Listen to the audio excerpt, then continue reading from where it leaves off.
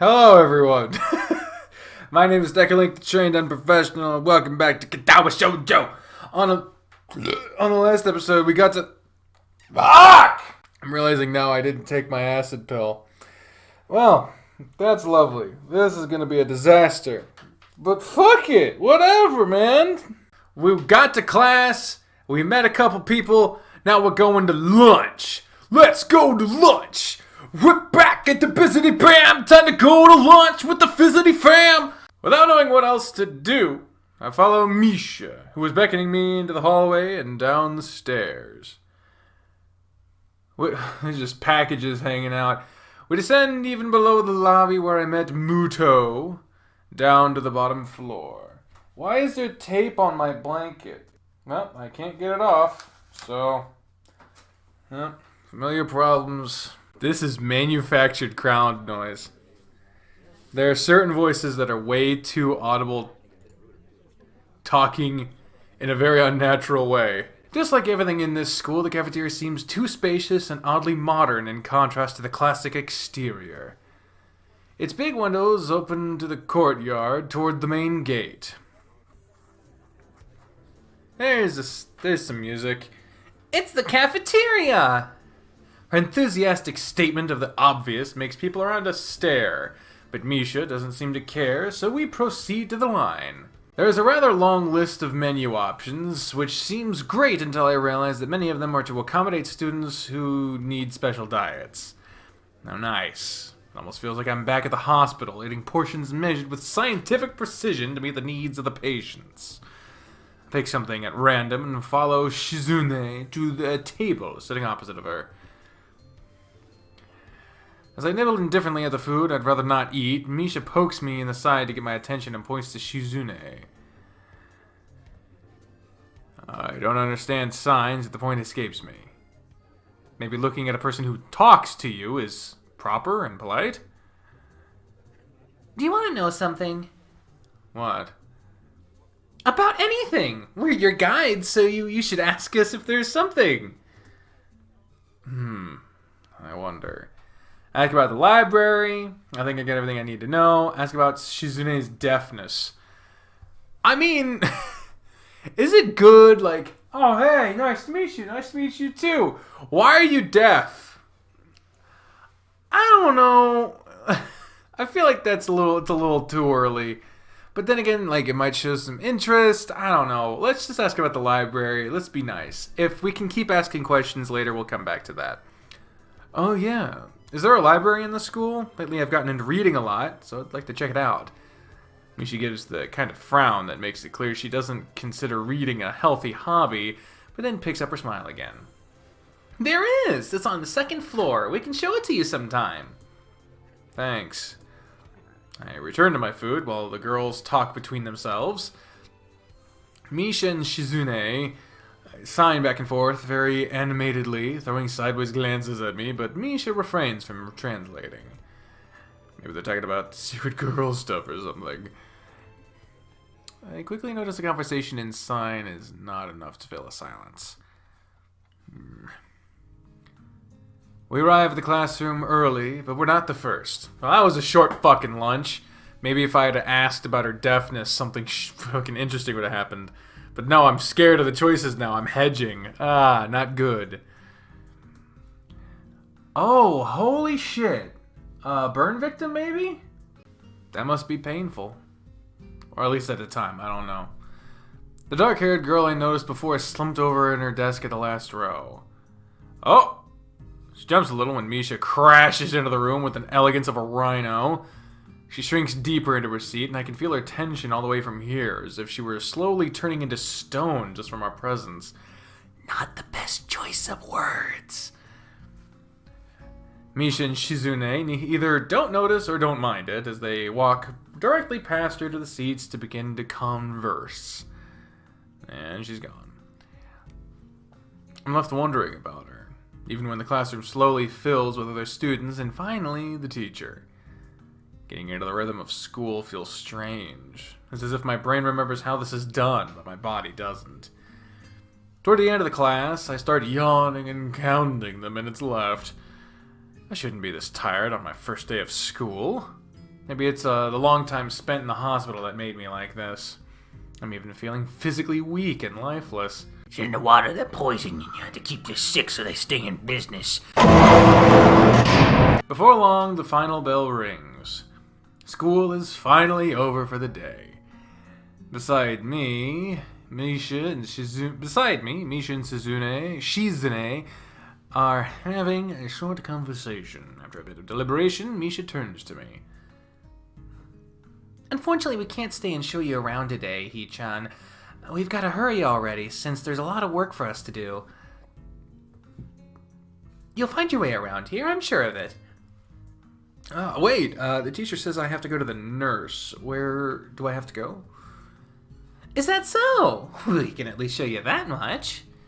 Come on, the nurses have their own building, so we can have to go outside. I fucking hate that painting. We join the flow of students making their way down the stairwell and outside, with the girls pointing out the other senior classrooms in the same hallway as ours. When we get outside, the girls make their way to the smaller building right next to the school. It's built in the same style, so it looks like it's actually part of the main building. This is the auxiliary building here. There's a lot of official and important stuff inside, like the Yamaku Foundation office and all the nurses' offices. They even have a swimming pool. How is that official?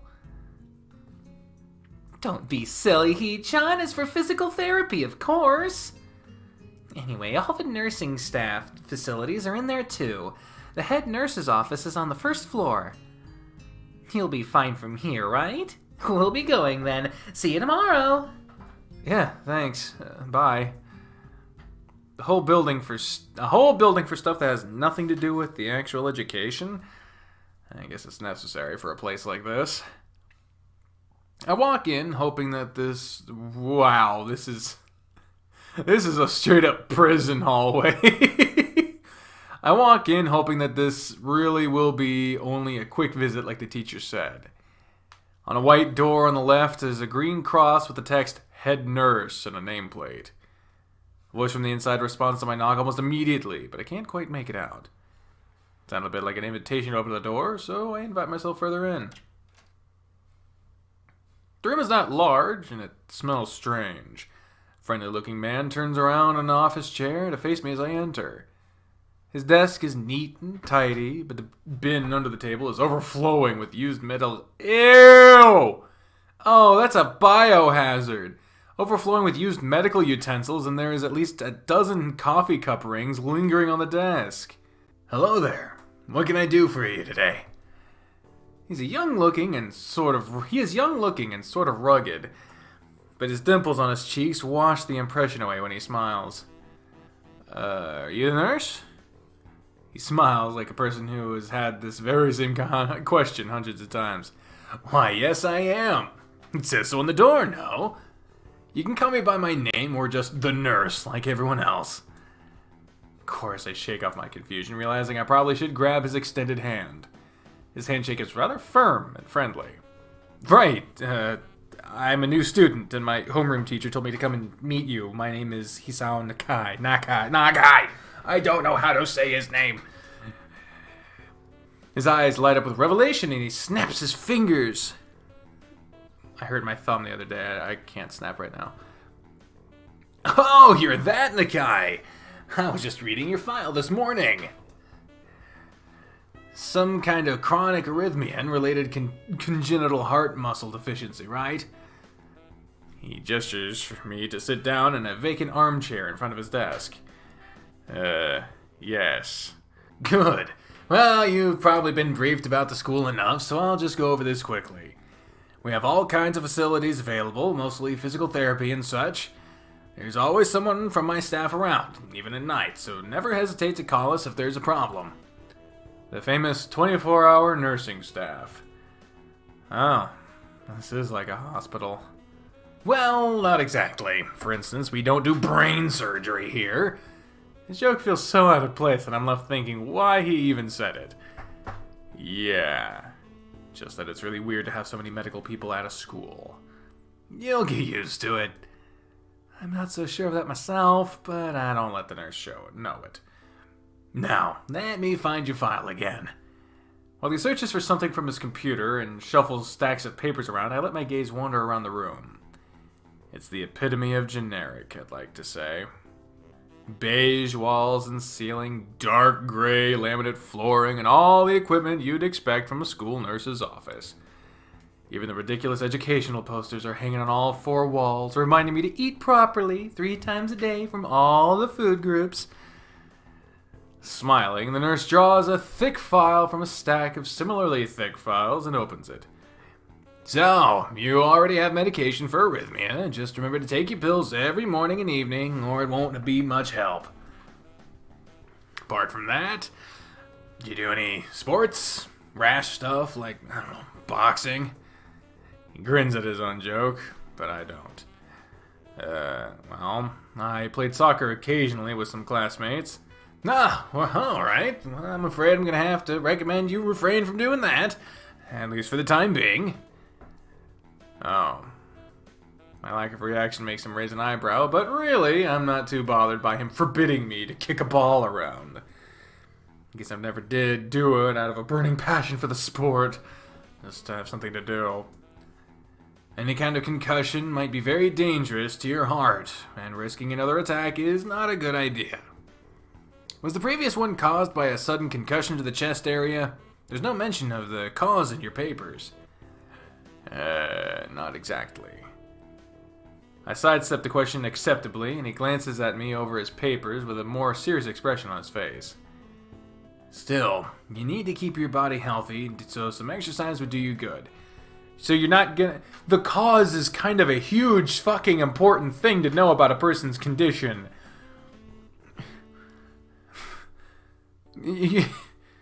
Why would he just... Okay, that seems tad silly to me. We have physical therapy and such available, as I said, but I don't think you really need such heavy measures. Just get some light exercise regularly.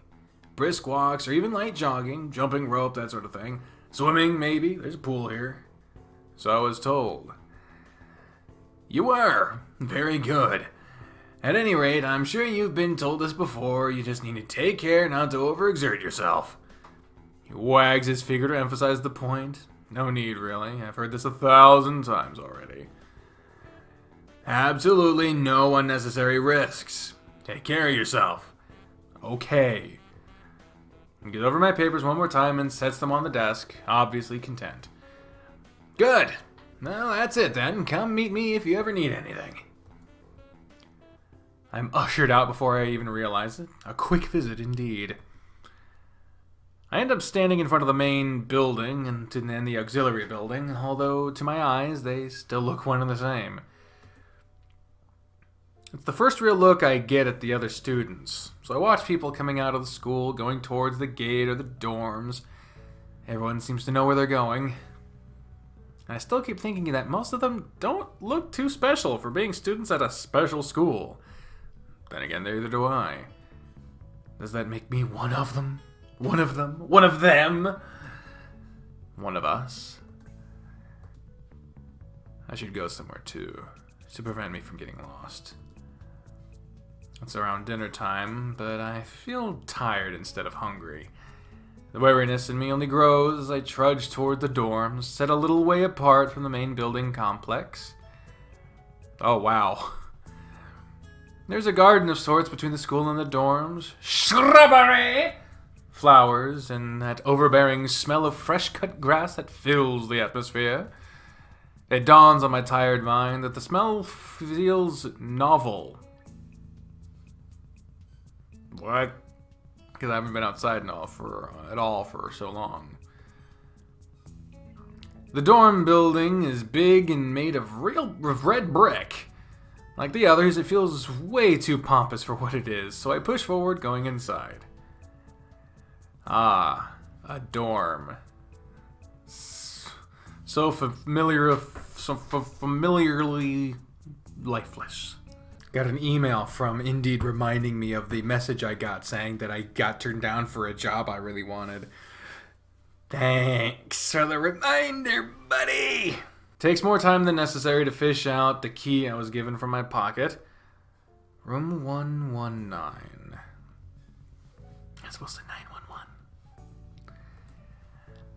Despite the ornate exterior, the inside of the dorm is fairly new, functional, and boring. Just like the main building, the halls and doors are wide to accommodate wheelchairs. Same goes for the elevators at the end of the hallways. I poke my head around a corner of the common room door. Inside, a few students are watching the television. One nods and gives a quick hello before turning back to the TV. Seems that only the girls around here are sociable. I suppose that's perfectly fine with me. I climb the stairs to the upper floor. Here, small corridors branch off into the main hallway.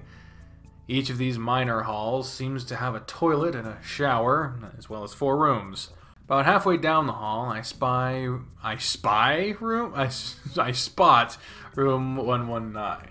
The nameplates on the rooms adjacent to mine are blank. I guess there's just 2 of us here. Light shines from below the door of room 117, so I knock lightly. Hello? Is anyone home? From inside, I hear a few movements, then the clicking of way more locks than I thought these doors had. After a moment, the door squeaks open. A bespectacled boy is standing in the doorway. He's looking at me very intently through his extremely thick eyeglasses. Bespectacled hallmate, nice. Who is it? Blind? No, at least not completely. Why would he have eyeglasses if he was? Oh, Jesus. Get a fucking look at this shit. He leans closer to me until our noses are almost touching. His breath stinks of garlic. Hisao Nakai. I'm moving into the next room. I thought I should introduce His face suddenly brightens in realization.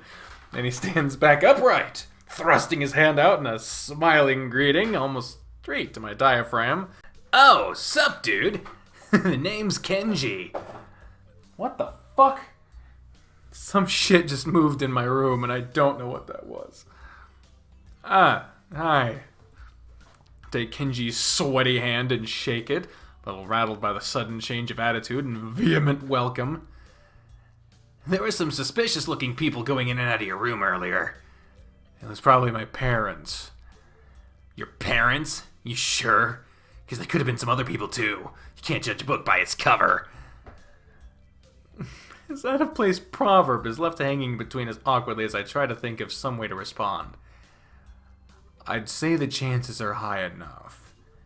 He shudders and makes some exaggerated hand gestures. You're a brave man, Hisao. Me, I don't think I could trust the chances. The only one I trust is myself. Does that mean I shouldn't get to know you either? He thinks about this for a while. A wise decision.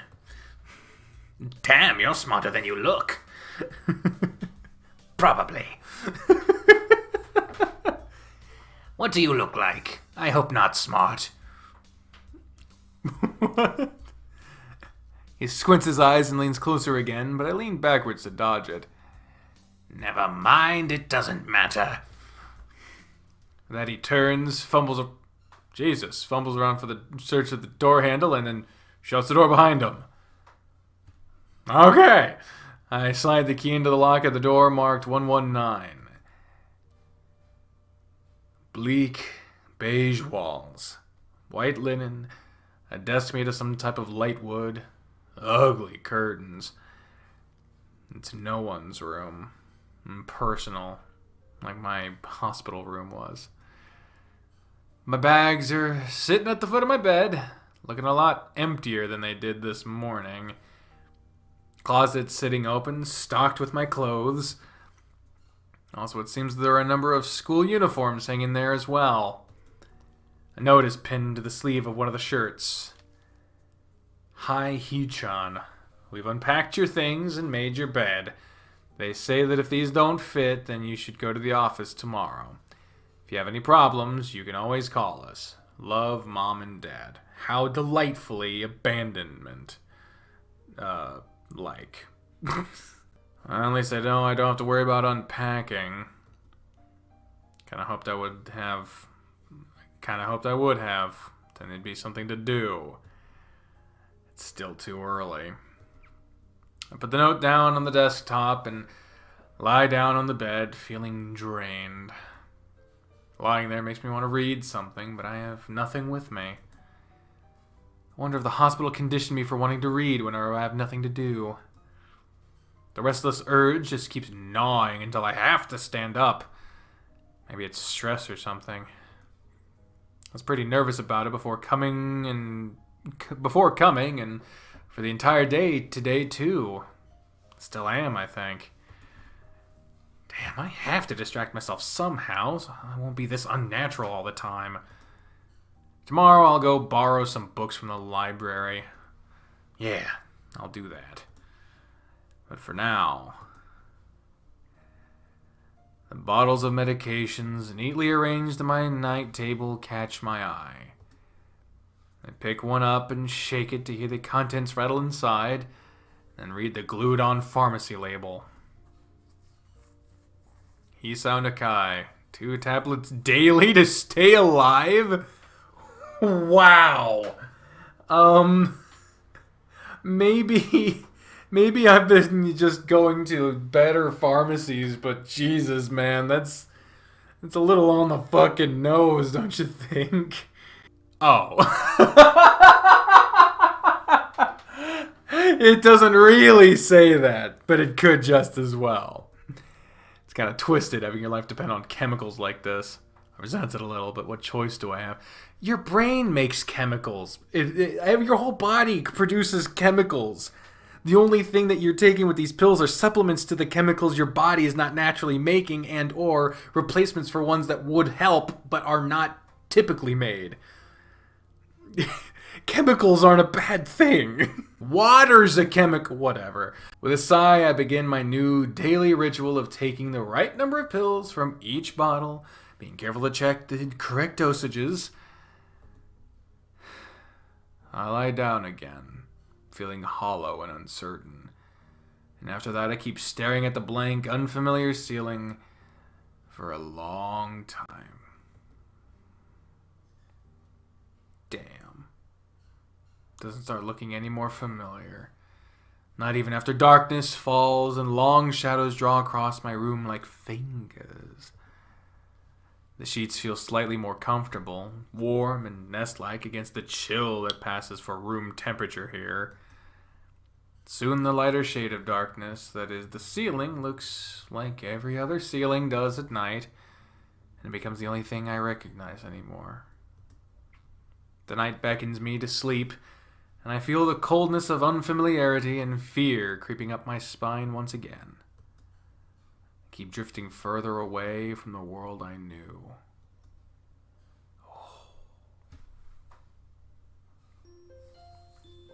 Ooh, what's this?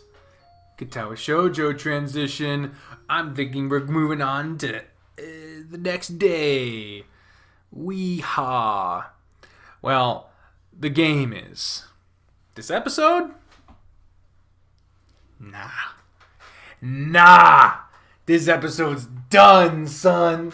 We've done enough today. Thank you all very much for watching this episode of Katawa Shoujo. On the next one, I don't know, maybe we'll meet some other fucking person that will talk to us and we have to try to understand why they're talking to us for that certain way and then slowly grow to become attached to them, not just despite their differences, but enhanced by it because it helps us get to know them on a level that is slightly above superficial, but is still deeply tied to their personal feelings. And so we get to know them as a person, not just because of their condition, but beyond that. And then slowly we get to develop them over time. And then I'm kind of describing like character development generally, but yeah, that's kind of my prediction, is that this is good, and I'm looking forward to that. I don't know what I'm talking about anymore.